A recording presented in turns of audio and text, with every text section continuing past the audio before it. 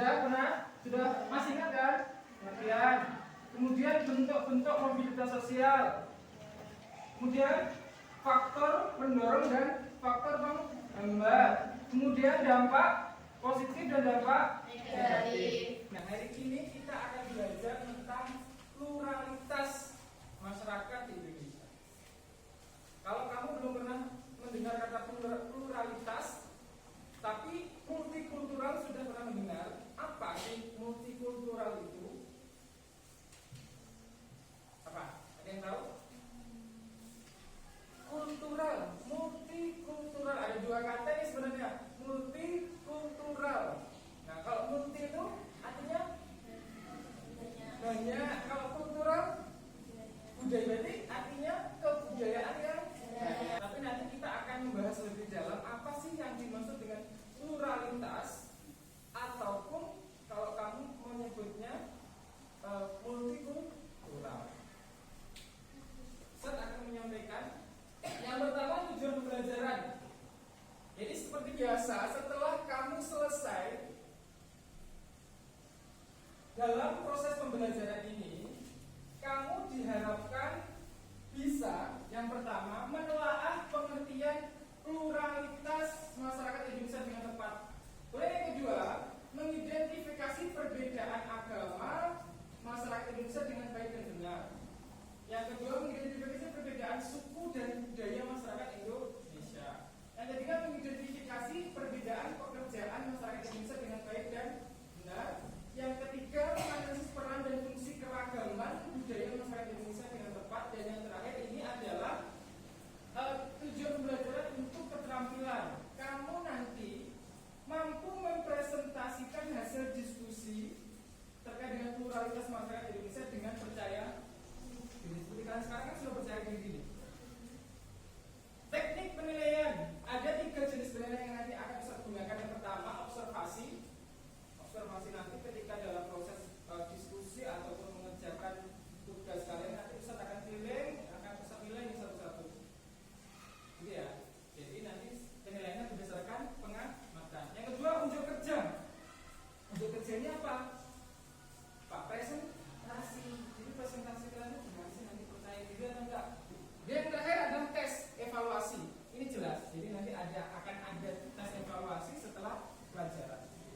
Oke, selanjutnya ada sebuah video tentang pluralitas masyarakat Indonesia. Nanti coba kamu amati di dalam video ini. Ini apakah termasuk dalam pluralitas atau enggak sih? Kemudian kalau memang dia masuk dalam pluralitas, pluralitasnya itu dalam bentuk apa? Kenapa harus disebut pluralitas? Sudah memperingati hari ulang tahun ke-76 Bayangkara Polri menggelar doa lintas agama di lapangan Bayangkara Mabes Polri, Jumat malam. Doa lintas agama di lapangan Bayangkara Mabes Polri, Jakarta Selatan dihadiri oleh Kepala Kepolisian Republik Indonesia, Jenderal Listio Sigit Prabowo. Acara ini juga dihadiri sejumlah tokoh lintas agama seperti Imam Besar Masjid Istiqlal, Nasruddin Umar, dan Romo Antonius Beni Susetio.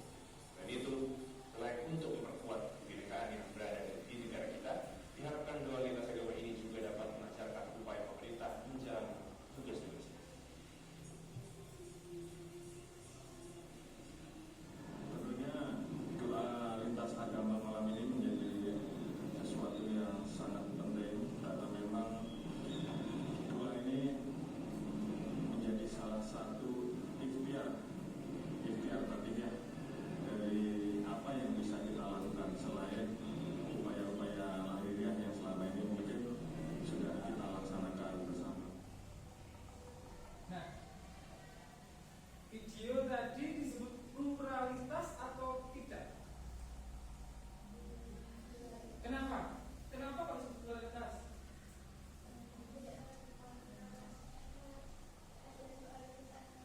Ada doa lintas agama. Jadi yang berdoa tidak hanya satu agama, 6 agama, lintas agama, banyak agama, kemudian dikumpulkan dari satu, dia berdoa bersama.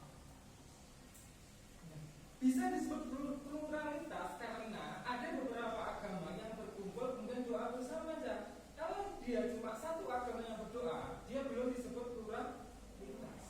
Gitu ya. Jadi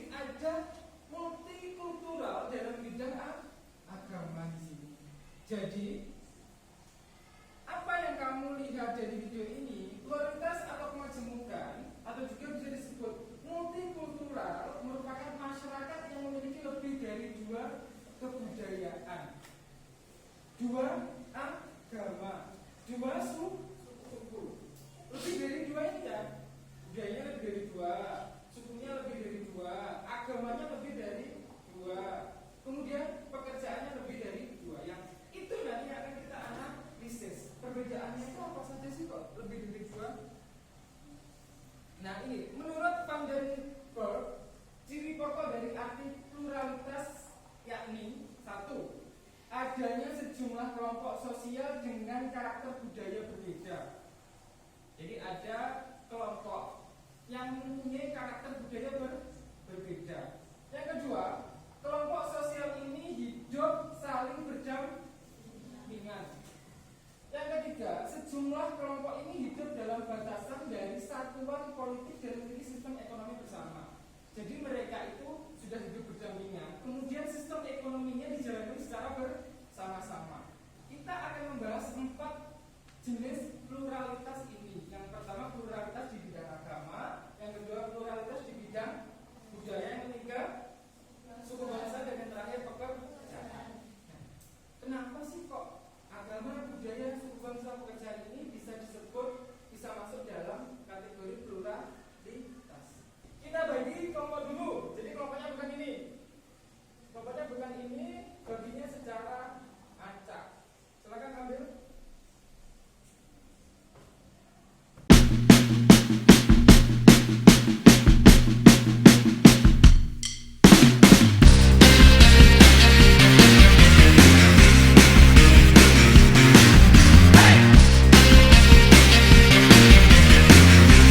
Ustaz akan membagikan sebuah LKPD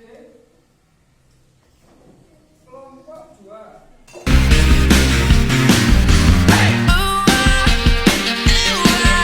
Kalian akan melakukan aktivitas 1, yaitu individu berkelompok. Dibaca dulu. Sebelum memulai berdiskusi secara berkelompok, secara individu bacalah buku siswa BSC halaman 99 sampai dengan 118.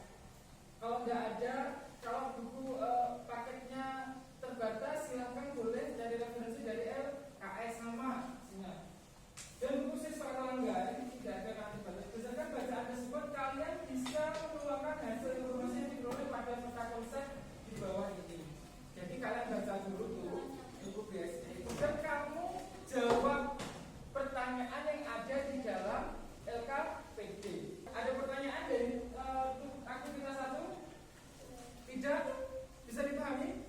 Bisa. Oke, silakan dikerjakan.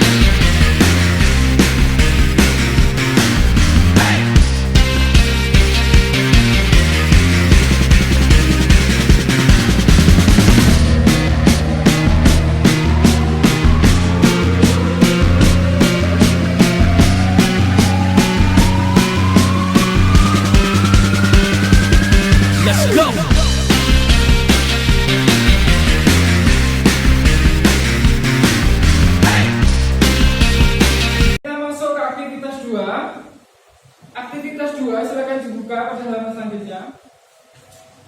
Aktivitas 2 masuk aja ke aktivitas 2 silakan. Aktivitas 2 yaitu kamu diminta untuk menganalisis sebuah kasus terkait dengan pluralitas masyarakat Indonesia. Berikut langkah-langkah aktivitasnya. Jadi nanti kamu masing-masing kelompok di dalam LKPD itu sudah ada satu berita atau satu kasus tentang pluralitas. Nah, kemudian apa yang harus kamu kerjakan? Yang pertama, kamu amati dan pahami sebuah berita pada LKPD kamu.